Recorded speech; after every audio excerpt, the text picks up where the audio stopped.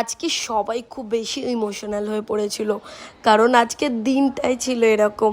ম্যামকে ছেড়ে যাওয়ার কথা আমরা কখনো ভাবতেই পারি না, মনেও করতে চাই না যে আমরা ম্যামকে ছেড়ে যাব।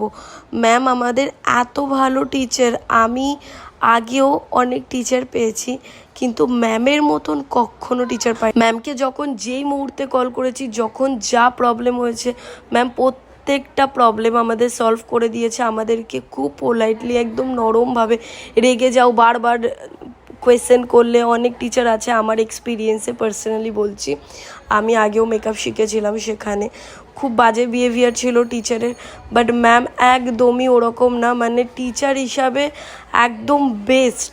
আমরা কিভাবে সোশ্যাল সাইডে গ্রো করব, লাইট ক্যামেরা কিভাবে ধরবো, লাইট মানে ক্যামেরার অ্যাঙ্গেল কিভাবে নেব, এভরিথিং সব কিছু ম্যাম কোনো দিক থেকে কখনো রাগ হয়নি। মানে আজ পর্যন্ত আমি দেখিনি কোনো কিছু 100 বার জিজ্ঞেস করলেও ম্যাম রেগে গেছে।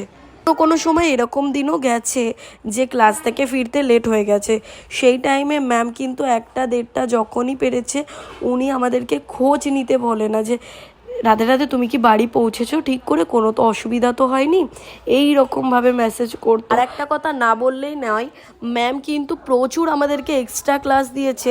যেরকম অনেক জায়গায় হয় যে 20টা ক্লাস মানে 20টার বেশি দেওয়াই যাবে না, আর কোনো অসুবিধা হলে তুমি যদি তার মধ্যে শিখতে না পারো তাহলে সেটা তোমার লস।